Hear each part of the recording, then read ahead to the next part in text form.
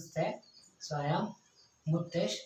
So today I am going to explain you regarding the process of learning. Process of learning. So learning means it is a permanent change in the behavior or the behavioral change or the modification in the behavior. So modification in the behavior or the alteration in the behavior or the changes in the behavior we can call as a learning. So learning will not take place immediately. So learning will not take immediately. It consists of some stages or it consists of some steps. Those we can call as a process of learning. So it passes through the different stages. So that why we can call that as a process. So to understand, so first to learn the things, so there should be one thing that we can call as a stimuli.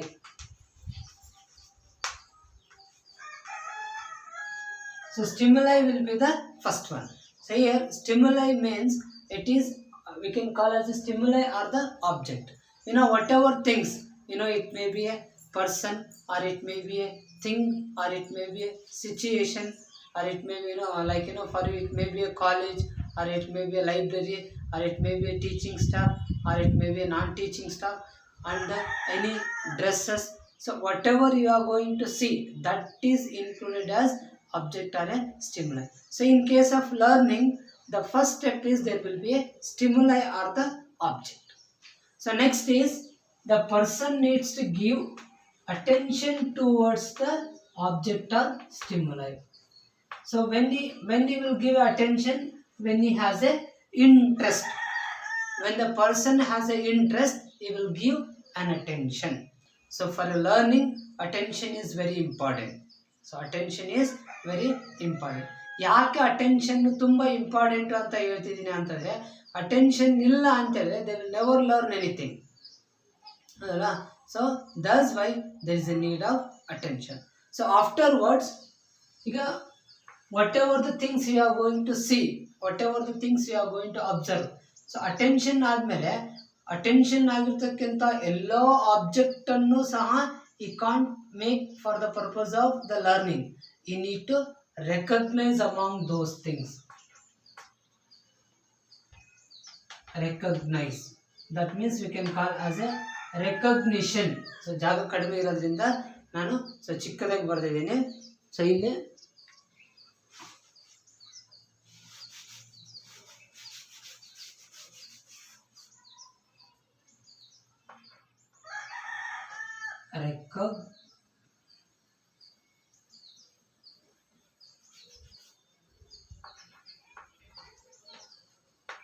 recognition. So ಜಾಗ ಕಡಿಮೆ ಇರೋದ್ರಿಂದ I am writing like this.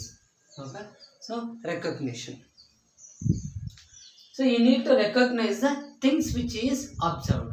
So ಅದಾದ್ಮೇಲೆ there will be a translation. So translation. So this is the another step or the process in case of the learning. So afterwards there will be a reinforcement.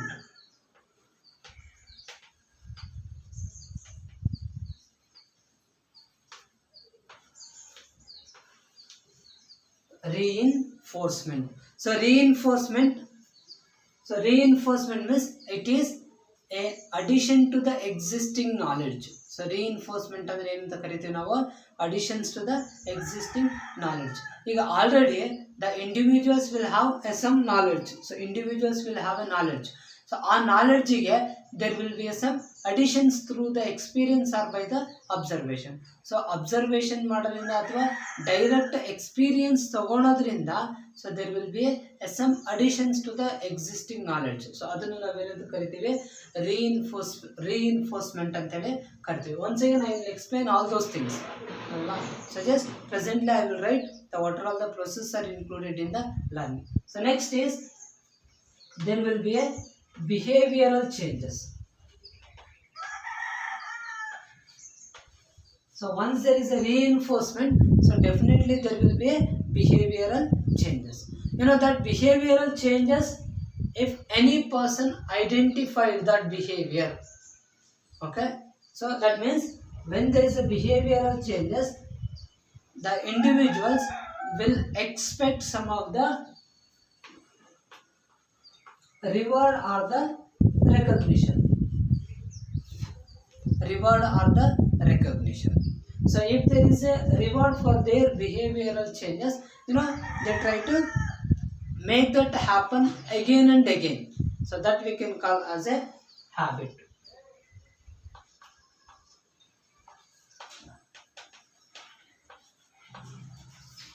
ಸ್ವಲ್ಪ space ಕಡಿಮೆ ಇರೋದ್ರಿಂದ I am writing like this. So if it is a ತುಂಬ ದೊಡ್ಡ board ಆಗಿತ್ತು ಅಂತ ಹೇಳಿದರೆ, so we may treat it. ಇದು ತುಂಬ ಚಿಕ್ಕ ಬೋರ್ಡ್ ಆಗಿರೋದ್ರಿಂದ I am try to include all those things in this board itself. So now, so here, so habit, so that habit will motivate the person. There will be a motive. So from the habit, so there will be a motive. So and finally, so based on their motivation, so they will put an effort.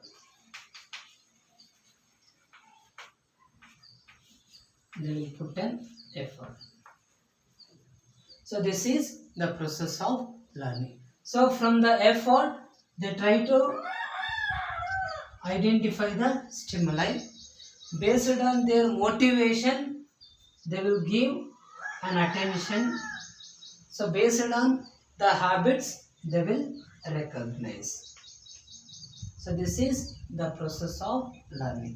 So whenever there is a changes in the behavioral, or when we can consider that when the person learn means, so they will learn these things. Okay. So first is, once again I will make an explanation of these things. So stimuli for anything, you know, suppose that as a social learning theory, they will learn by observation. ಬೇರೆಯವರನ್ನ role model ಆಗಿ ತಗೊಂಡು ಅವರು change ಮಾಡ್ಕೊಂತಾರೆ ಬಿಹೇವಿಯರ್ನ ಅಂತ ನಾವು study ಮಾಡ್ತೀವಿ. ಈಗ ಬೇರೆಯವರನ್ನ role model ಆಗಿ ತಗೊಂಡು ನಮ್ಮ ಬಿಹೇವಿಯರ್ನ ಚೇಂಜ್ ಮಾಡ್ಕೊಂತಾರೆ ಅಂದರೆ, first they need to identify the person of the role model. ಆ ರೋಲ್ ಮಾಡೆಲ್ ಪರ್ಸನ್ ಅನ್ನು ಇವರು ಐಡೆಂಟಿಫೈ ಮಾಡಬೇಕು. ಆ ಪರ್ಸನ್ ಯಾರಾಗಿರ್ತಾರೆ? ಸ್ಟಿಮ್ಯುಲೈ ಆಗಿರ್ತಾರೆ. So in this world there are so many persons. ಎಲ್ಲರೂ ಕೂಡ ಸ್ಟಿಮ್ಯುಲೈಯೇ. ಯಾವ್ಯಾವ ವ್ಯಕ್ತಿನ ನೋಡ್ತಾರೋ ಪ್ರತಿಯೊಬ್ಬರು ಕೂಡ ದೇ ಆರ್ ದ ಸ್ಟಿಮ್ಯುಲೈ. ಆದರೆ ಅವ್ರೇನು ಮಾಡಬೇಕು? ಒಬ್ಬರ ಮೇಲೆ ಮಾತ್ರ they need to give their attention. So ಅವ್ರ ಅಟೆನ್ಷನನ್ನು ಒಬ್ಬರ ಕಡೆ ಕಾನ್ಸಂಟ್ರೇಟ್ ಮಾಡೋದು. ಸೊ ಯಾರಾದರೂ ಒಬ್ಬರ ಕಡೆ they need to make a concentration. That means attention. So based on their attention, so like how they will give an attention, they will recognise it. ಈಗ ಉದಾಹರಣೆಗೆ ಯಾರೋ ಒಬ್ಬರಿಗೆ APJ ಅಬ್ದುಲ್ ಕಲಾಂ ಅವ್ರು ರೋಲ್ ಮಾಡೆಲ್ ಆದರು, ಅವ್ರ ಥರನೇ ನಾನಿರಬೇಕು ಅಂತ ಯೋಚನೆ ಮಾಡಿದರು ಅಂತ ಹೇಳಿದರೆ, so he will become a stimuli and he need to give attention for their behaviour. ಅವ್ರು ಯಾವ್ಯಾವ ಥರ ಮಾತಾಡ್ತಾರೆ ಅಂತೇಳಿ, ಈಗ ವೀಡಿಯೋಸನ್ನೆಲ್ಲ ನೋಡೋದು, ಅವ್ರು ಮಾತಾಡೋ ರೀತಿನ, ಅಥವಾ ಅವ್ರು ಬರೆದಿರ್ತಕ್ಕಂಥ ರೈಟಿಂಗ್ಸನ್ನು ನೋಡೋದು, ಅಥವಾ ಅವ್ರು ಯಾವ್ದಾದ್ರು ಒಂದು ಪಬ್ಲಿಕ್ ಫಂಕ್ಷನಲ್ಲಿ ಮಾತಾಡ್ತಾ ಇದ್ದರೆ ಯಾವ ಸ್ಟೈಲಲ್ಲಿ ಮಾತಾಡ್ತಿದ್ದಾರೆ ಅಂತ ನೋಡೋದು ಅದಲ್ಲ. So those things will go for the recognition. So recognition ಆದಮೇಲೆ ಏನಾಗುತ್ತೆ ಅಂತ ಹೇಳಿದ್ರೆ, there will be translation. So translation ಏನು ಅಂತ ಹೇಳಿದರೆ, translation from role model to the person. ಅಂದರೆ ಈಗ ಅಬ್ದುಲ್ ಕಲಾಂ ಅವ್ರನ್ನ ನೋಡಿ ನಾನು ಕಲಿತೀನಿ ಅಂತೇಳಿ ಅವ್ರ ಥರನೇ ಮಾತಾಡೋಕ್ಕೆ ಪ್ರಯತ್ನ ಪಡಬೇಕು.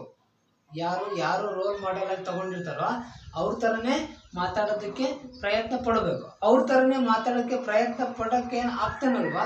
ಸೊ ಅಂದರೆ ಅವರನ್ನು ನೋಡಿ ಅವರನ್ನು ಈ ವ್ಯಕ್ತಿಯಲ್ಲಿ ಬಿಲ್ಡ್ ಅಂದರೆ ಅವರ ಯೋಚನೆಗಳನ್ನು ಈ ತನ್ನಲ್ಲಿ ಬಿಲ್ಡ್ ಮಾಡೋಕ್ಕಂತ ನೋಡ್ತಾನಲ್ವಾ, ಅದನ್ನು ನಾವೇನಂತ ಕರಿತೀವಿ? ಟ್ರಾನ್ಸ್ಲೇಷನ್ ಅಂತೇಳಿ ಕರಿತೀವಿ. ಸೊ ಆ ಟ್ರಾನ್ಸ್ಲೇಷನ್ ಆದಾಗ ಏನಾಗುತ್ತೆ? ಆಟೋಮೆಟಿಕಲಿ ಏನಾಗುತ್ತೆ?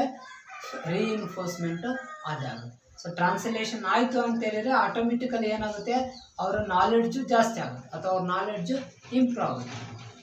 ಸೊ ನಾಲೆಡ್ಜು ಇಂಪ್ರೂವ್ ಆದಾಗ ಏನಾಗುತ್ತೆ? ಸೊ ನಾಲೆಡ್ಜ್ ಇಂಪ್ರೂವ್ ಆಯಿತು ಅಂತ ಹೇಳಿದರೆ that we can treat as A reinforcement. ಅದು ರೀಇನ್ಫೋರ್ಸ್ಮೆಂಟ್ ಆಗುತ್ತೆ. ಸೊ ಆ ರೀಇನ್ಫೋರ್ಸ್ಮೆಂಟ್ ಆದಾಗ ಏನಾಗುತ್ತೆ, ಬಿಹೇವಿಯರಲ್ ಚೇಂಜಸ್ ಆಗುತ್ತೆ. ಸೊ ಬಿಹೇವಿಯರಲ್ ಚೇಂಜಸ್ಸನ್ನು ಏನು ಮಾಡಬೇಕು, ಅವರು ಪ್ರಾಕ್ಟೀಸ್ ಮಾಡಬೇಕು. ಬಿಹೇವಿಯರಲ್ ಇಲ್ಲಿ ನಾವು ಹೇಳ್ತಾರೆ ಟ್ರಾನ್ಸ್ಲೇಷನ್ ಅಂತ ಹೇಳಿದಲ್ಲ. So translation is nothing but A practice. ಈಗ ಯಾರೋ ಒಬ್ರು ಪಾಠ ಮಾಡೋ ಥರನೇ ನಾನು ಪಾಠ ಮಾಡಬೇಕು ಅಂತ ಹೇಳಿದರೆ, ಸೊ ಒಂದೇ ಸರಿಗೆ it is not possible. So ಒಂದೇ ಸರಿಗೆ ಅದನ್ನ ಮಾಡೋಕ್ಕಾಗೋದಿಲ್ಲ. ಅವರು ನಿಂತ್ಕೊಳ್ಳೋ ಸ್ಟೈಲ್ ನೋಡಬೇಕು, ಅವ್ರು ಆ್ಯಕ್ಷನ್ ಮಾಡೋ ಸ್ಟೈಲ್ ನೋಡಬೇಕು, ಅವ್ರು ಮಾತಾಡೋ ಸ್ಟೈಲ್ ನೋಡಬೇಕು, ಅವ್ರು ಪ್ರೊನೌನ್ಸಿಯೇಷನ್ ಮಾಡೋ ರೀತಿ ನೋಡಬೇಕು, ಅವ್ರು ಯಾವ್ಯಾವ ಬುಕ್ಸನ್ನು ಓದ್ತಾರೆ ಅನ್ನೋದನ್ನೇ ತಿಳ್ಕೊಬೇಕು. ಸೊ ಅದೆಲ್ಲದನ್ನು ತಗೊಂಡು ಇವರು ಅದನ್ನು ಟ್ರೈ ಮಾಡಬೇಕು. ಅವ್ರು ನಿಂತ್ಕೊಳ್ಳೋ ಥರನೇ ನಿಂತ್ಕೋಬೇಕು, ಅವ್ರ ಕೈ ಆ್ಯಕ್ಷನ್ ಮಾಡೋ ಥರನೇ ಮಾಡಬೇಕು, ಅವ್ರು ಮಾತಾಡೋ ಸ್ಟೈಲಲ್ಲಿ ಯಾವ ಥರ ಪ್ರೊನೌನ್ಸ್ ಮಾಡ್ತಾರೋ ಅದೇ ಥರನೇ ಇರಬೇಕು, ಅವರ ಬಾಡಿ ಲ್ಯಾಂಗ್ವೇಜ್ ಏನಿರುತ್ತೋ ಅದನ್ನು ಇವರು ಟ್ರೈ ಮಾಡಬೇಕು. ಸೊ ಅಂದರೆ ಒಂದು ಎಕ್ಸಾಂಪಲ್ ಹೇಳ್ತಿದ್ದೀನಿ ನಾನು. Social learning theory will be the best example for process of learning. So ಅದಕ್ಕೋಸ್ಕರ I am explaining that by considering the social learning theory. So ಅದೆಲ್ಲದನ್ನು ಪ್ರಾಕ್ಟೀಸ್ ಮಾಡಬೇಕು. ಅದೆಲ್ಲದನ್ನು ಪ್ರಾಕ್ಟೀಸ್ ಮಾಡಿದರೆ ಮಾತ್ರ ಬರ್ತದೆ. ಸೊ ಆ ಪ್ರಾಕ್ಟೀಸಿನ ಪ್ರೊಸೆಸ್ಸನ್ನು ಏನಂತ ಕರಿತೀವಿ ನಾವು, ಟ್ರಾನ್ಸ್ಲೇಷನ್ ಅಂತೇಳಿ ಕರಿತೀವಿ. ಸೊ ಟ್ರಾನ್ಸ್ಲೇಷನ್ ಆದಮೇಲೆ there will be a reinforcement. So reinforcement ನಾನು ಆಲ್ರೆಡಿ ಹೇಳಿದ್ದೀನಿ, ಆಯಿತಾ. So reinforcement means existing additions to the existing knowledge. So ಏನೇ ಬಿ ಅಂದರೆ ನಮಗೆ ಏನೇ ಒಂದು ಸ್ವಲ್ಪ ಹೊಸದನ್ನು ತಿಳ್ಕೊಂಡ್ವಿ ಅಥವಾ ನಮಗೇನೋ ಒಂದು ಸ್ವಲ್ಪ ಗೊತ್ತಾಯಿತು, ಎಕ್ಸ್ಪೀರಿಯನ್ಸಿಂದನಾಗಲಿ ಅಬ್ಸರ್ವೇಷನಿಂದಾಗಲಿ, ಸೊ ಅದೇನಾಗಿರುತ್ತೆ, ರೀಇನ್ಫೋರ್ಸ್ಮೆಂಟ್ ಆಗಿದೆ. ಸೊ ಲರ್ನಿಂಗಲ್ಲಿ ನಾವೇನು ಮಾಡ್ತೀವಿ, ಪ್ರೈಮರಿ ರೀಇನ್ಫೋರ್ಸ್ಮೆಂಟು, ಸೆಕೆಂಡರಿ ರೀಇನ್ಫೋರ್ಸ್ಮೆಂಟ್ ಇರೋದು, ಅಥವಾ ರೀಇನ್ಫೋರ್ಸರು ಮತ್ತು ರೀಇನ್ಫೋರ್ಸ್ಮೆಂಟು ಇರುತ್ತೆ. ಈಗ ಒಂದು ಸಿಚುಯೇಷನ್ ಇರುತ್ತೆ. ಸೊ ಆ ಸಿಚುಯೇಷನ್ ಏನಾಗಿರುತ್ತೆ ಅದಕ್ಕೆ, ಸೊ ಒಂದ್ಸರಿ ಒಂದು ಸಿಚುಯೇಷನನ್ನು ಫೇಸ್ ಮಾಡಿರ್ತಾರೆ, ಸೆಕೆಂಡ್ ಟೈಮು ಅದೇ ಸಿಚುಯೇಷನನ್ನು ಫೇಸ್ ಮಾಡಿರ್ತಾರೆ. ಸೊ ಫಸ್ಟ್ ಸರಿ ಏನು ಬಿಹೇವಿಯರ್ ಇರುತ್ತಲ್ಲ ಅದೇ ಬಿಹೇವಿಯರ್ನ ನೆಕ್ಸ್ಟ್ ಸಿಚುಯೇಷನ್ಗೆ ಬಿಹೇವ್ ಮಾಡ್ತಾರೆ, ಯಾಕಂದ್ರೆ ಅವ್ರಿಗೆ ಆಲ್ರೆಡಿ ಎಕ್ಸ್ಪೀರಿಯನ್ಸ್ ಆಗಿರುತ್ತೆ. ಈಗ ನೆಕ್ಸ್ಟ್ ಸರಿ ಬಿಹೇವ್ ಮಾಡ್ಬೇಕಾದ್ರೆ ಫಸ್ಟ್ನೇ ಸರಿ ಎಕ್ಸ್ಪೀರಿಯನ್ಸ್ ಇರುತ್ತಲ್ಲ ಅದು ಏನದು, ರೀಇನ್ಫೋರ್ಸರ್. ಅದೇ ಕಾರಣ ಆಗಿರ್ತದೆ, ಅದು ರೀಇನ್ಫೋರ್ಸರ್. ಸೊ ಆ ರೀಇನ್ಫೋರ್ಸರಿಂದ ರೀಇನ್ಫೋರ್ಸ್ಮೆಂಟ್ ಅಥವಾ ಪ್ರೆಸೆಂಟ್ ಬಿಹೇವಿಯರ್ ಇರುತ್ತೆ. ಸೊ ಅದು ರೀಇನ್ಫೋರ್ಸ್ಮೆಂಟ್. ಸೊ ರೀಇನ್ಫೋರ್ಸ್ಮೆಂಟ್ ಆಯಿತು ಅಂದಾಗ ಬಿಹೇವಿಯರಲ್ ಚೇಂಜಸ್ ಆಗುತ್ತೆ. ಅಂದರೆ ಏನು, ಅವ್ರ ಥರನೇ ಮಾತಾಡೋಕ್ಕೆ ಟ್ರೈ ಮಾಡ್ತಾ ಇರೋದು, ಸೊ ಅವ್ರ ಥರನೇ ಯೋಚನೆ ಮಾಡೋಕ್ಕೆ ಟ್ರೈ ಮಾಡೋದು. ನಾನು ಹೇಳಿದೆ ಟೀಚಿಂಗ್ ಮಾಡೋದನ್ನು ಯಾರ್ದೋ ಒಬ್ಬರು ನಾವು ಕಲಿಬೇಕು ಅಂತೇಳಿದರೆ, ಸೊ ಅವ್ರ ಥರನೇ ಆ್ಯಕ್ಷನ್ ಮಾಡಬೇಕು, ಅವ್ರ ಥರನೇ ನಿಂತ್ಕೋಬೇಕು, ಅವ್ರ ಥರನೇ ಪ್ರೊನೌನ್ಸ್ ಮಾಡಬೇಕು, ಆಯಿತಾ, ಅವ್ರ ಥರನೇ ಬಾಡಿ ಲ್ಯಾಂಗ್ವೇಜ್ ಇಟ್ಕೋಬೇಕು ನಾವು ಅಲ್ಲ. ಸೊ ಇದೆಲ್ಲದನ್ನು ಕೂಡ ಬಿಹೇವಿಯರಲ್ ಚೇಂಜಸ್ಸಲ್ಲಿ ಇರುತ್ತೆ. ಸೊ ಅದನ್ನು ನೋಡಿ ಯಾರಾದರೂ ಒಬ್ಬರು, ಆಯಿತಾ, ನೀನು ಏನು ಈ ಸರ್ ಥರನೇ ಪಾಠ ಮಾಡೋಕ್ಕೆ ಟ್ರೈ ಮಾಡ್ತಾ ಇದೆಯಾ, ಅಥವಾ ಈ ಸರ್ ಥರನೇ ಸೆಮಿನಾರ್ ಮಾಡೋಕ್ಕೆ ಟ್ರೈ ಮಾಡ್ತಿದ್ಯಾ, ಅಥವಾ ಈ ಸರ್ ಥರನೇ ನಡೆಯೋದಕ್ಕೆ ಟ್ರೈ ಮಾಡ್ತಿದ್ಯಾ, ಅಥವಾ ಈ ಸರ್ ಒಬ್ಬ ಸರ್ ಥರನೇ ನಿನ್ನ ಬಾಡಿ ಲ್ಯಾಂಗ್ವೇಜ್ ಇದೆ ಅಂತ ಏನಾದರೂ ಯಾರಾದರೂ ಐಡೆಂಟಿಫೈ ಮಾಡಿ ಚೆನ್ನಾಗಿದೆ ಅಂತ ಹೊಗಳಿದರೆ ಅದು ರಿವಾರ್ಡ್ಸ್. ಬಿಹೇವಿಯರಲ್ ಚೇಂಜಸ್ ಆದಾಗ ರಿವಾರ್ಡ್ಸ್ ಏನಾದ್ರು ಇರಲಿಲ್ಲ ಅಂದರೆ, ಯಾರಾದರೂ ಒಬ್ರು ಬೈದರೆ, ನೀನು ಹಂಗೆ ಮಾಡ್ತಾ ಇದ್ದೆ, you don't know that and you are not able to do that ಅಂತ ಅಂದಾಗ, ಬೈದಾಗ they will not do it. ಅದನ್ನು ಅವರು ಮಾಡೋದಿಲ್ಲ. ಯಾವಾಗ ಕಂಟಿನ್ಯೂ ಮಾಡ್ತಾರೆ, ಅವರಿಗೆ ರಿವಾರ್ಡು ಅಥವಾ ರೆಕಗ್ನಿಷನ್ನು ಅಥವಾ ಅಪ್ರಿಸಿಯೇಷನ್. ಸೊ ನಾನೇನು ಹೇಳ್ದಲ್ವಾ, ಸೊ ಒಬ್ಬ ಸರ್ ಥರ ನೀವು ಪಾಠ ಮಾಡ್ಬೇಕಂತ ಟ್ರೈ ಮಾಡ್ತಾ ಇದ್ದರೆ ನೀವು ಅದು ಪ್ರಾಕ್ಟೀಸ್ ಮಾಡ್ತೀರಿ, ನಿಮ್ಮ ಫ್ರೆಂಡ್ಸ್ ಹತ್ರ ಎಲ್ಲ ಮಾತಾಡ್ತೀರಿ. ಅವಾಗ ಯಾರೋ ಒಬ್ಬ ನಿಮ್ಮ ಫ್ರೆಂಡ್ ಬಂದುಬಿಟ್ಟು, so if you appreciate that, ಆ ಸರ್ ಥರ ನೀನು ತುಂಬ ಚೆನ್ನಾಗಿ ನಡೀತೀಯಾ, ಅಥವಾ ಆ ಸರ್ ಥರ ನೀನು ತುಂಬ ಚೆನ್ನಾಗಿ ಮಾತಾಡ್ತೀಯಾ, ಅಥವಾ ಆ ಸರ್ ಥರನೇ ನೀನು ತುಂಬ ಚೆನ್ನಾಗಿ ಮಾತಾಡ್ತೀಯ, ಆ ಸರ್ ಥರನೇ ಯೋಚನೆ ಮಾಡೋ ಥರ ಅಂತ ನನಗೆ ಅನ್ನಿಸ್ತಾ ಇದೆ ಅಂತ ಏನಾದರೂ ನಿಮಗೆ ಹೇಳಿದ್ರು ಅಂತೇಳಿದರೆ, that will be the reward ಅಂತ ರೆಕಗ್ನಿಷನ್ ಅಂತೇಳಿ ನಾವು ಕರಿತೀವಿ. ಸೊ ಈ ರಿವಾರ್ಡು ಏನಾಗುತ್ತಂದರೆ ಇಟ್ ವಿಲ್ ಮೋಟಿವೇಟ್. ನಮಗೆಲ್ರಿಗೂ ಹ್ಯೂಮನ್ ಬೀಯಿಂಗ್ಸ್ ಎಲ್ಲ ನಾವು ಹೆಂಗಿದ್ದೀವಿ ಅಂತೇಳಿದರೆ, ನಮಗೆ ಹೊಗಳಿದ್ರೆ ಖುಷಿ ಆಗುತ್ತೆ. ಸೊ ಹೊಗಳಿದ್ರೆ ಖುಷಿ ಆಗುತ್ತೆ. So the same situation we try to implement that. ನಾವು ಹೇಳ್ತೀವಲ್ಲ ಆಪರೆಂಟ್ ಕಂಡೀಷನಿಂಗ್ ಥಿಯರಿ ಒಳಗೆ ಏನು ಹೇಳ್ತೀವಿ, ಫೇವರಬಲ್ ಸಿಚುಯೇಷನ್ ವಿಲ್ ರಿಪೀಟ್. ಅಂದರೆ ನಮಗೆ ಯಾವ ಸಿಚುಯೇಷನ್ನು ತುಂಬ ಫೇವರ್ ಆಗಿರುತ್ತೋ ಅಥವಾ ತುಂಬ ನಮಗೆ ಫೇವರಬಲ್ ಅಂತ ಯಾವುದು ಕರಿತೀವಿ, ಯಾವುದು ನಮಗೆ ಜಾಸ್ತಿ ಖುಷಿ ಕೊಡುತ್ತೋ ಅಂಥದಕ್ಕೆ ನಾವು ಫೇವರಬಲ್ ಅಂತೇಳಿ ಕರಿತೀವಿ. ಯಾವ ವಿಷಯ ನಮಗೆ ಜಾಸ್ತಿ ಖುಷಿ ಕೊಡುತ್ತೋ ಅದು ನಮಗೆ ಫೇವರಬಲ್. ಸೊ ನೀವೇನಾದರೂ ಸಪೋಸ್ ಒಂದು ಡ್ರೆಸ್ ಹಾಕ್ಕೊಂಡ್ರಿ ಅಂತ ಹೇಳಿದ್ರೆ, if there is appreciations for the dress, ಯಾರಾದರೂ ನಿಮಗೆ ಇದು ತುಂಬ ಚೆನ್ನಾಗಿದೆ, ಭಾಳ ಅದ್ಭುತವಾಗಿದೆ ಅಂತ ಹೊಗಳಿದ್ರು ಅಂತಂದರೆ, you try to wear that dress again and again. ಹೌದಲ್ವಾ? ಸೊ ಯಾರಿಗಾದ್ರೂ ಹುಡುಗಿರಿಗೆ ನೀನು ಮೇಕಪ್ ಮಾಡ್ಕೊಂಡ್ರೆ ಭಾರಿ ಚೆನ್ನಾಗಿ ಕಾಣ್ತೀಯ ಅಂದರೆ ಅವ್ರು ಪ್ರತಿ ಸರಿನೂ ಮೇಕಪ್ಪೇ ಮಾಡ್ಕೊತಾರೆ, ಹಂಗೆ ಅಂತೂ ಬರೋದಿಲ್ಲ. ಅದೇನಾಗುತ್ತೆ, ಹೊಗಳಿದ್ದೇನಾಗುತ್ತೆ, ಅದು ಅವರಿಗೆ ಹ್ಯಾಬಿಟ್ ಆಗುತ್ತೆ. ಅದೇ ಥರನೇ ಇಲ್ಲೂ ಕೂಡ ರಿವಾರ್ಡ್ ಇತ್ತು ಅಂತ ಹೇಳಿದರೆ ಅಥವಾ ಅಪ್ರಿಸಿಯೇಷನ್ ಇತ್ತು ಅಂತ ಹೇಳಿದರೆ it will become as a habit. ಅದು ಹ್ಯಾಬಿಟ್ ಆಗುತ್ತೆ. ಹ್ಯಾಬಿಟ್ ಅಂದರೆ ಗೊತ್ತಿದೆ ನಿಮಗೆ. ಹ್ಯಾಬಿಟ್ ಅಂದರೆ ಏನು? ಪದೇ ಪದೇ ಅದನ್ನೇ ಮಾಡ್ತಕ್ಕಂಥದ್ದು ಮತ್ತು ಪ್ರತಿದಿನವೂ ಅದನ್ನೇ ಮಾಡ್ತಕ್ಕಂಥದ್ದು. ಹ್ಯಾಬಿಟ್ ಅಂದ ತಕ್ಷಣವೇ ನಾವು ಯಾವುದೋ ಒಂದು ನಮಗೇನು ಒಂದಿಷ್ಟು ಕಾಣಿಸ್ತಾವಲ್ವ, ಬ್ಯಾಡ್ ಹ್ಯಾಬಿಟ್ಸ್ ಅಂತ ಕರಿತೀವಲ್ವ, ಆ ಥರದ್ದಲ್ಲ. ಹ್ಯಾಬಿಟ್ಸಲ್ಲಿ ಗುಡ್ ಹ್ಯಾಬಿಟ್ಸು ಕೂಡ ಇರ್ತವೆ. ಸೊ ಪ್ರತಿದಿನ ನೀನು ವಾಕ್ ಹೋಗೋ ಹ್ಯಾಬಿಟ್ ಇದೆ ಅಂದರೆ ಇಟ್ಸ್ ಎ ಗುಡ್ ಹ್ಯಾಬಿಟ್. ಪ್ರತಿದಿನ ನೀನು ಮೆಡಿಟೇಷನ್ ಮಾಡೋ ಹ್ಯಾಬಿಟ್ ಇದೆ ಅಂತ ಹೇಳಿದರೆ that is a good habit. ಅಂದರೆ ಅದೇನೆಂದರೆ ಹ್ಯಾಬಿಟ್ ಅಂತ ಹೇಳಿದರೆ so you need, that means you want to do that again and again and you tries to do that again and again. So ಪದೇ ಪದೇ ನೀವು ಅದನ್ನು ಮಾಡೋದಕ್ಕೆ ಪ್ರಯತ್ನ ಪಡ್ತಾ ಇರ್ತೀರಿ. ಸೊ ಆ ಪ್ರಯತ್ನ ಪಡ್ತಾ ಇರ್ತೀರಲ್ವ, so that we can consider as a habit. So habit ಯಾವುದರಿಂದ ಆಗುತ್ತೆ? ಅಪ್ರಿಸಿಯೇಷನ್ನು ಅಥವಾ ರಿವಾರ್ಡಿಂದ ಆಗುತ್ತೆ. ಸೊ ಆ habit motivate to the person. ಅವ್ರಿಗೆ ಹ್ಯಾಬಿಟ್ ಇತ್ತು ಅಂದರೆ ಅದು ಮೋಟಿವೇಟ್ ಮಾಡೇ ಮಾಡ್ತಾರೆ, ಹೌದಲ್ವಾ? ಸೊ ಆ ಮೋಟಿವೇಶನ್ ಏನಾಗುತ್ತೆ, ಎಫರ್ಟ್ ಹಾಕೋದಕ್ಕೆ ಹೆಲ್ಪ್ ಮಾಡ್ತದೆ. ನಾವು ಡೆಫಿನೆಟ್ಲಿ ಮೋಟಿವೇಟ್ ಆದ್ವಿ ಅಂತ ಹೇಳಿದರೆ we will put a more effort. So ಜಾಸ್ತಿ ಎಫರ್ಟನ್ನು ನಾವು ಹಾಕ್ತೀವಿ. ಸೊ ಯಾವಾಗ ನಾವು ಜಾಸ್ತಿ ಎಫರ್ಟ್ ಹಾಕ್ತೀವಿ ಅಂದರೆ ಮೋಟಿವೇಟ್ ಆದಾಗ ನಾವು ಜಾಸ್ತಿ ಎಫರ್ಟನ್ನು ಹಾಕ್ತೀವಿ. ಈಗೇನಂದರೆ ಕೆಲಸ ಮಾಡ್ತಾ ಇರ್ಬೇಕಾದ್ರೆ ಜಾಸ್ತಿ ಸಂಬಳ ಕೊಡ್ತಾರೆ ಅಂತ ಗೊತ್ತಾದಾಗ ಕೆಲಸ ಚೆನ್ನಾಗಿ ಮಾಡ್ತಾರೆ, ಕಡಿಮೆ ಸಂಬಳ ಕೊಡ್ತಾರೆ ಅಂತ ಗೊತ್ತಾದಾಗ ಕೆಲಸ ಮಾಡ್ತಾರೆ, ಬಟ್ ಆದರೆ ವಿತ್ ಇಂಟ್ರೆಸ್ಟಿಂದ ಮಾಡೋದಿಲ್ಲ. ಈಗ ನಮ್ಗೆ ಯಾರಿಗೋ ಒಬ್ರು ಹೊಲದಲ್ಲಿ ಕೂಲಿ ಬರ್ತಾರೆ ಅಂತ ಅಂದ್ಕೊಳೋಣ. ಕೂಲಿಗೆ ಬಂದಾಗ ಅವ್ರು ಮಾಡೋ ಕೆಲಸಕ್ಕೂ ನಾವು ಏನಂತ ಕರಿತೀವಿ, ಗುತ್ತಿಗೆ ಕೊಡೋದು ಅಂತ ಕರಿತೀವಲ್ವಾ. ಸೊ ಗುತ್ತಿಗೆ ಕೊಟ್ಟಾಗ ಮಾಡೋಂಥ ಕೆಲಸಕ್ಕೂ ಭಾಳನೇ ವ್ಯತ್ಯಾಸ ಇರ್ತದೆ ಅಲ್ವಾ. ಸೊ ಗುತ್ತಿಗೆ ಕೊಟ್ಟಾಗ ಏನು ಮಾಡ್ತಾರೆ, ಒಬ್ಬೊಬ್ರಿಗೆ ಜಾಸ್ತಿ ದುಡ್ಡು ಬರ್ತದೆ ಅಂತೇಳಿ ಅವ್ರು ಜಾಸ್ತಿ ಎಫರ್ಟ್. ಆ ದುಡ್ಡು ಅನ್ನೋದು ಮೋಟಿವೇಶನಲ್ ಫ್ಯಾಕ್ಟರು. ಏನು ದುಡ್ಡು ಕೊಡ್ತಾರಲ್ವ ಅದು ಮೋಟಿವೇಶನಲ್ ಫ್ಯಾಕ್ಟರು. ಇಲ್ಲಿ ಹ್ಯಾಬಿಟ್ ಅನ್ನೋದು motivational factor. So motivational factor so ಬರೀ ದುಡ್ಡಿನಿಂದ ಅಷ್ಟೇ ಅಂತ ಹೇಳೋಕ್ಕಾಗೋದಿಲ್ಲ ನಾವು, ಹೌದಲ್ವಾ? ಸೊ ಹ್ಯಾಬಿಟ್ಸಿಂದನೂ ಇರುತ್ತೆ ಅಲ್ಲ. ಸೊ ಕೆಲವೊಂದು ಹೆಂಗಿರುತ್ತೆ ಮೋಟಿವೇಶನ್ ಅಂತ ಹೇಳಿದ್ರೆ, ಸೊ ಸೆಲ್ಫ್ ಮೋಟಿವೇಶನ್ ಇರುತ್ತೆ. ಸೊ ನಮ್ಮಷ್ಟಕ್ಕೆ ನಾವು we try to motivate. So ಅದು ಏನಂದರೆ motivational cause are leads to put an effort. ಮೋಟಿವೇಶನಿಂದ ಎಫರ್ಟು ಜಾಸ್ತಿ ಆಗ್ತಾರೆ. ಎಫರ್ಟ್ ಹಾಕೋದೇನಾಗುತ್ತೆ, ಅವ್ರು ಆಗ್ತಕ್ಕಂಥ ಎಫರ್ಟ್ ಏನಾಗುತ್ತೆ, ಸ್ಟಿಮ್ಯುಲೈಯನ್ನು ಐಡೆಂಟಿಫೈ ಮಾಡೋಕ್ಕೆ ಹೆಲ್ಪ್ ಮಾಡುತ್ತೆ ಅಲ್ವಾ. ಎಷ್ಟೊಂದು ಸ್ಟಿಮ್ಯುಲೈ ಇರ್ತವೆ, ಅದರಲ್ಲಿ ಪರ್ಟಿಕ್ಯುಲರ್ ಸ್ಟಿಮ್ಯುಲೈಯನ್ನು ಹೆಲ್ಪ್ ಮಾಡೋದಕ್ಕೆ ಎಫರ್ಟು ಹೆಲ್ಪ್ ಮಾಡುತ್ತೆ. ಅದಾದಮೇಲೆ ಮೋಟಿವೇಶನ್ ಏನಿರ್ತದಲ್ಲ, ಅದು motivation will leads to the will give a direction to the attention. ಅಂದರೆ ಒಬ್ಬ ವ್ಯಕ್ತಿ ಅಟೆನ್ಷನ್ ಯಾವಾಗ ಕೊಡ್ತಾನೆ ಅಂತ ಹೇಳಿದ್ರೆ ಅವನು ಆ ವಿಚಾರಕ್ಕೆ ಮೋಟಿವೇಟ್ ಆದಾಗ ಅಟೆನ್ಷನ್ ಕೊಡ್ತಾನೆ ಅಲ್ಲ. ಸೊ ಮೋಟಿವೇಶನ್ ಆದರೆ ಅಟೆನ್ಷನ್ ಕೊಡ್ತಾನೆ. ಈಗ ಮೋಟಿವೇಶನ್ ಆದರೆ ಅಟೆನ್ಷನ್ ಕೊಡ್ತಾನೆ ಅನ್ನೋದಕ್ಕೆ ಹೆಂಗೆ ಹೇಳ್ಬೋದು ಅಂತೇಳಿ. ಸೊ ಈಗ ಸಪೋಸ್ ಈಗ ಯಾವುದಾದ್ರೂ ಒಂದು ಉದಾಹರಣೆ ನೋಡೋಣ. ಈಗ ಮೋಟಿವೇಶನ್ ಆದಾಗ ಅಟೆನ್ಷನ್ನು ಅಂತೇಳಿ. ಈಗ ಯಾರೋ ಒಂದು ವರ್ಕ್ ಇರ್ತದೆ ಆಯಿತಾ. ಸೊ ಯಾವುದೋ ಒಂದು ವರ್ಕ್ ಇರುತ್ತೆ, ಆ ವರ್ಕ್ ಕಂಪನಿಯಲ್ಲಿ ಒಂದು ವರ್ಕ್ ಅಡಿಷ್ನಲ್ ವರ್ಕ್ ಬಂದಿರ್ತದೆ. ಸೊ ಆ ಅಡಿಷ್ನಲ್ ವರ್ಕ್ ಬಂದಾಗ ಒಬ್ಬ ಎಂಪ್ಲಾಯಿಗೆ ಆ ವರ್ಕನ್ನು ಅಸೈನ್ ಮಾಡಿ ನಿನಗೆ ಇದಕ್ಕೆ ಎಕ್ಸ್ಟ್ರಾ ಅಮೌಂಟ್ ಇದೆ ಅಂತ ಹೇಳಿದಾಗ, ಅಥವಾ ನಿನಗೆ ಇದನ್ನು ಮಾಡಿದರೆ ನಿನಗೆ ಪ್ರಮೋಷನ್ ಇದೆ ಅಂತ ಹೇಳಿದಾಗ, ಯಾಕಂದರೆ ಪ್ರಮೋಷನ್ನು ಕೂಡ ಒಂದು ಮೋಟಿವೇಶನಲ್ ಫ್ಯಾಕ್ಟರೇ ಆಯಿತಾ. ಸೊ ಪ್ರಮೋಷನ್ ಇದೆ ಅಂತ ಹೇಳಿದಾಗ ಅವನೇನು ಮಾಡ್ತಾನೆ, ಒಂದ್ಸರಿ ವರ್ಕನ್ನು ಕಂಪ್ಲೀಟ್ ಆದಮೇಲೆ ಮತ್ತೆ ಆ ವರ್ಕ್ ಬರ್ತತಂಗೋ ಅಂತೇಳಿ ನೋಡ್ತಾನೇ ಇರ್ತಾನೆ, ಹೌದಲ್ವಾ. Always he give his attention towards that work. So ಅದು ಯಾವುದಕ್ಕೆ, ಮೋಟಿವೇಶನ್ಗೆ.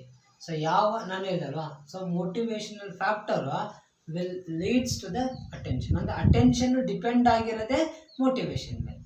ಈಗ ಉದಾಹರಣೆಗೆ ಒಬ್ಬ ಸೈನ್ಸ್ ಸ್ಟೂಡೆಂಟು ಅವನಿಗೇನಾದರೂ ಒಂದು ಫಾರ್ಮುಲಾ ಇತ್ತು ಅಂತಂದರೆ ಅಥವಾ ಲ್ಯಾಬಲ್ಲಿ ಹೋಗಿದ್ದ ಅಂತೇಳಿದರೆ ಅವನು ಚೆನ್ನಾಗಿ ಯಾವ್ದಾರ ಒಂದು ಕಲ್ತಿದ್ದ ಸ್ಟೂಡೆಂಟ್ ಇದ್ದಾಗ, ಈಗ ಸೈನ್ಸ್ ಸ್ಟೂಡೆಂಟ್ ಇದ್ದಾರೆ ಅಂತ ಅಂದ್ಕೊಳ್ಳೋಣ, ಅವ್ರು ಏನು ಮಾಡ್ತಾರೆ, ಒಂದು ಲ್ಯಾಬಲ್ಲಿ ಯಾವುದೋ ಒಂದು ಎಕ್ಸ್ಪೆರಿಮೆಂಟ್ ಮಾಡ್ತಾರೆ. ಸೊ ಒಂದೆರಡು ಟೂಲನ್ನು ಬಳಸಿ ಲ್ಯಾಬಲ್ಲಿ ಒಂದು ಎಕ್ಸ್ಪೆರಿಮೆಂಟ್ ಮಾಡಿರ್ತಾರೆ. ಅವರ ಟೀಚರ್ ಏನು ಮಾಡಿರ್ತಾರೆ, ಅವರಿಗೆ ಹೊಗಳಿರ್ತಾರೆ, ಚೆನ್ನಾಗಿ ಮಾಡಿದ್ದೀಯಾ, ಸೊ ಇಷ್ಟು ಚೆನ್ನಾಗಿ ಯಾರು ಮಾಡಿದ್ದಿಲ್ಲ, ತುಂಬ ಚೆನ್ನಾಗಿ ಕಲ್ತಿದ್ದೀಯಾ ಅಂತ ಹೊಗಳಿರ್ತಾರೆ. ಸೊ ನೆಕ್ಸ್ಟ್ ಏನು ಮಾಡ್ತಾನೆ ಅವನು, ಯಾವುದೇ ಲ್ಯಾಬಿಗೆ ಹೋದ್ರೂ ಕೂಡ ಫಸ್ಟು ಆ ಇನ್ಸ್ಟ್ರೂಮೆಂಟ್ಸ್ ಇದ್ದಾವ ಅಂತ ನೋಡ್ತಾನೆ. ಅವನೇನು ಬಳಸಿದ್ನಲ್ವ ಆ ಇನ್ಸ್ಟ್ರೂಮೆಂಟ್ಸು ಇದ್ದಾವ ಅಂತ ನೋಡ್ತಾನೆ. ಅದು ಅಟೆನ್ಷನ್. ಆ ಅಟೆನ್ಷನ್ ಯಾವುದರಿಂದ ಬಂದಿತ್ತು, ಮೋಟಿವೇಶನ್ನಿಂದ ಬಂದಿತ್ತು ಅಲ್ಲ.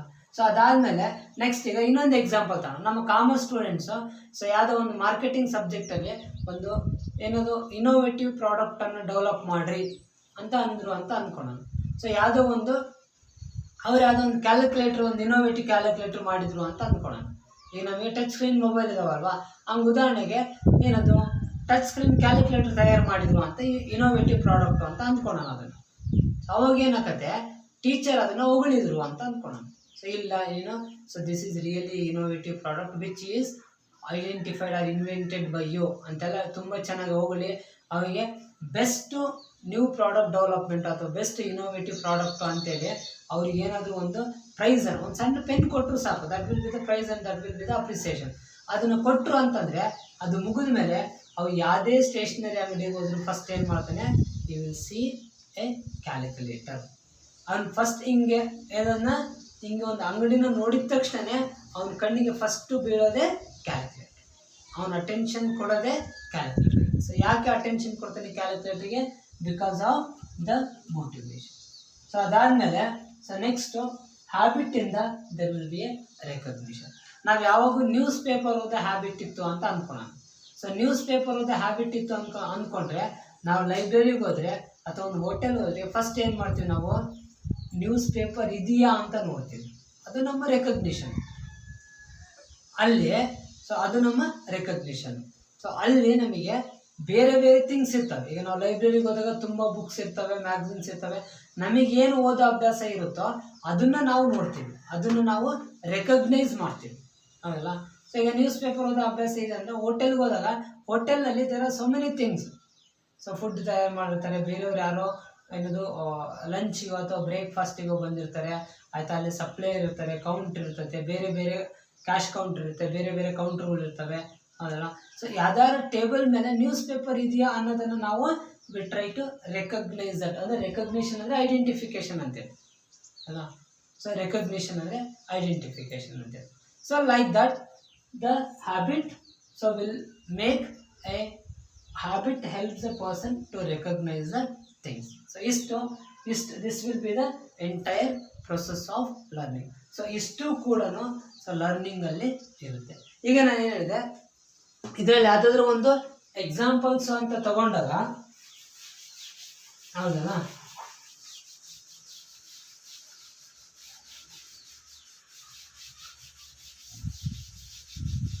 ಸೊ ಯಾವ ಥರ ಒಂದೀಗ ಸೊ ಕ್ಲಾಸಿಕಲ್ ಕಂಡೀಷನಿಂಗ್ ಥಿಯರಿನ ಪ್ರೊಸೆಸ್ ಆಫ್ ಲರ್ನಿಂಗಿಗೆ ಅಪ್ಲೈ ಮಾಡೋಣ.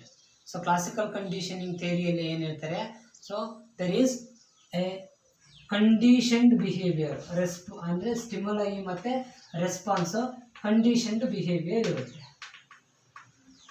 ಸೊ ಕಂಡೀಷನ್ಡ್ ಬಿಹೇವಿಯರ್ ಸೊ ನಿಮ್ಗೆ ಆಲ್ರೆಡಿ ಗೊತ್ತಿದೆ ಆಯಿತಾ. Already I explained you that classical conditioning theory and also you know about that. ಅಂದರೆ so after ringing of bell so there is a supply of or the experiment person will give the meat. So after ringing of bell you will supply a meat. ಹೌದಲ್ಲ, ಇಲ್ಲಿ ನಮಗೆ ಏನಾಯಿತು, so first ಈ use to ring a bell. So dog does not know anything. So at the initial stage dog does not know anything. Okay, so when the bell rings, so this is the stimuli. First step ಏನು stimuli ಅಂತ ಹೇಳಿದೆ. So ringing of bell will be the stimuli. So ನಮಗೆ response ಲಾಸ್ಟಿಗೆ ಬರೋಣಂತೆ ಆಯಿತಾ. So ಲಾಸ್ಟಿಗೆ ಬರೋಣಂತೆ response. So ringing of bell ಏನದು ಸ್ಟಿಮ್ಯುಲೈ. ಅದಾದಮೇಲೆ ಏನಾಗುತ್ತೆ, so once the rings the bell it hears it, ಅದು ಸ್ಟಿಮ್ಯುಲೈ ಆಗುತ್ತೆ. ಅದಾದಮೇಲೆ ಏನು ಮಾಡಬೇಕು, ಅದು ಆ ಸ್ಟಿಮ್ಯುಲೈ ಸೌಂಡನ್ನು ಕೇಳಿ ಸುಮ್ಮನೆ ಆಗುತ್ತೆ. Next you will provide a meat. So first day ಕೊಟ್ಟಾಗ, ಸೆಕೆಂಡ್ ಡೇ ಕೊಟ್ಟಾಗ ಏನು ಅನ್ಸೋದಿಲ್ಲ. ಥರ್ಡ್ ಡೇ ಕೊಟ್ಟಾಗ ಏನಾಗುತ್ತೆ, ಬೆಲ್ ರಿಂಗ್ ಆದ ತಕ್ಷಣ it will give its attention. So ಮಾಡೇ ಮಾಡ್ತದೆ ಅಲ್ಲ. ಸೊ ಅದಾದಮೇಲೆ ಏನಾಗುತ್ತೆ, you will recognise whether they will give the meat or not. So ಅದು ರೆಕಗ್ನೈಸ್ ಮಾಡ್ತದೆ. ಸೊ ರೆಕಗ್ನೈಸ್ ಮಾಡಿ ಆದಮೇಲೆ ಏನಿರುತ್ತೆ ಆಯಿತಾ.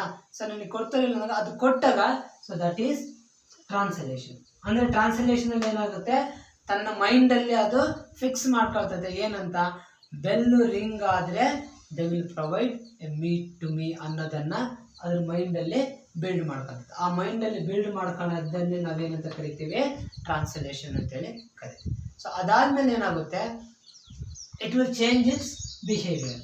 ಸೊ ಬಿಹೇವಿಯರಲ್ ಚೇಂಜಸ್ ಆಗುತ್ತೆ. ಸೊ ಬಿಹೇವಿಯರಲ್ ಚೇಂಜಸ್ ಆಗುತ್ತೆ ಅಂತಂದರೆ ಅದು ಸಾಲ್ವೇಷನ್ ಆಫ್ ಡಾಗು. ಹಿಂಗೆ ನೆಕ್ಸ್ಟ್ ಏನಾಗುತ್ತೆ, ಅದು it will become an habit.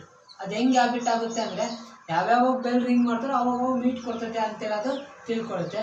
So that will become as a habit. So ಆ ಹ್ಯಾಬಿಟ್ ಬೇಸಿಸ್ ಮೇಲೆ ಮತ್ತೆ ಅದು it will given attention. So ಹಿಂಗೆ, so like this there will be a process of learning. So this is for the today's video, and so thank you for watching my video. So ನನ್ನ ವಿಡಿಯೋನ watch ಮಾಡಿದ್ದಕ್ಕೆ so thank you. So like ಮಾಡಿರಿ, share ಮಾಡಿರಿ, ಮತ್ತು comments ಮಾಡಿರಿ, ಆಯಿತಾ, subscribe ಮಾಡಿರಿ. So click on subscription button and also click on the bell icon. So bell icon ಮೇಲೆ ಕ್ಲಿಕ್ ಮಾಡಿದರೆ ನಾನು ಹೊಸ ವೀಡಿಯೋಸನ್ನು ಅಪ್ಲೋಡ್ ಮಾಡಿದಾಗ you will receive a notification. So ನಿಮಗೆ ಅದು ನೋಟಿಫಿಕೇಷನ್ ಬರುತ್ತೆ, and you can so watch my video. So thank you one and all.